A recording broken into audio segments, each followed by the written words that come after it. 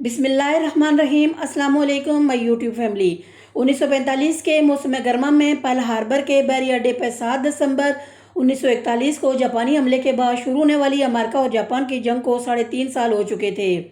Pearl harbour پر Japan کے حملے کے بعد امریکہ نے بھی اعلان جنگ کرتے ہوئے دوسری عالمی جنگ میں شمولیت اختیار کر لی تھی۔ جب تنازع شدت اختیار کر گیا تو امریکہ نے جاپان کے خلاف ایٹمی بم استعمال کرنے کا فیصلہ کیا۔ 26 جولائی کو امریکہ کے صدر ہیری ٹرومین نے جاپان کو ایک الٹیمیٹم دیا۔ امریکہ کے صدر نے غیر مشروط طور پر ہتھیار ڈالنے کا مطالبہ کرتے ہوئے دھمکی دی کہ ایسا نہ کرنے کی صورت میں مکمل تباہی کا سامنا کرنا ہوگا۔ ٹرومین کے پیغام میں جوہری ہتھیاروں یا ایٹم بم کا ذکر نہیں کیا گیا تھا، تاہم یہ ہتھیار امریکہ کی دسترس میں آ چکے تھے اور انہیں جنگ ختم کرنے کے لیے حکمت عملی کا حصہ بنایا جا چکا تھا۔ آج میں آپ کے سامنے انسان کی تاریخ کے اس دن کا ذکر کرنے کھڑی ہوں جب علم نے تباہی کا روپ دھار لیا۔ 6 اگست 1945 وہ صبح جب ہیروشیما کے آسمان پر سورج سے 1000 گنا تیز روشنی چمکی۔ دوستو، یہ دوسری جنگ عظیم کا آخری سال تھا۔ دنیا تھک چکی تھی مگر جاپان ہار ماننے کو تیار نہیں تھا۔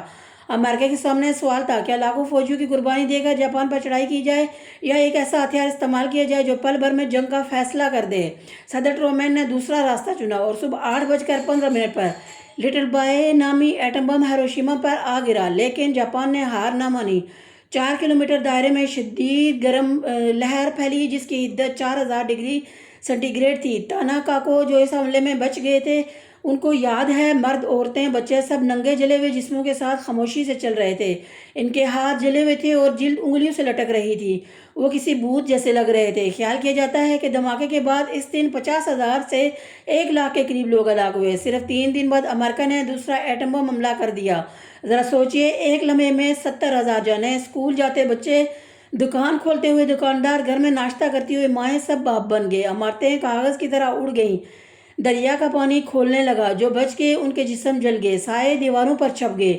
3 دن بعد ناگاساکی پر فیٹ مین گرا اور 15 اگست کو جاپان نے ہتھیار ڈال دیے۔ ناگاساکی حملے میں زندہ بچ جانے والے ساموتریو تاناکوچی نے 2020 میں ایک تقریر میں کہا تھا، جسم سیاہ ہو گئے، تباہ امارات سے مدد کے لیے آوازیں آ رہی تھیں، لوگوں کے جسم سے گوشت گر رہا تھا اور ان کی آنتیں لٹک رہی تھی، یہ جگہ آگ کا سمندر بن گئی تھی۔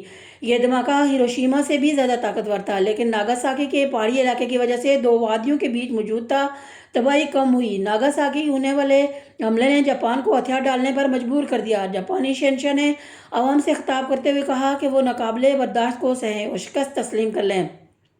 باضابطہ طور پر جاپان کی جانب سے ہتھیار پھینکنے کی رسم 2 ستمبر کو امریکی بحری جہاز USS مسوری میں منعقد ہوئی، جو ٹوکیو کی بندرگاہ پہ موجود تھا۔ دوسری عالمی جنگ اختتام کو پہنچی، لیکن کس قیمت پر؟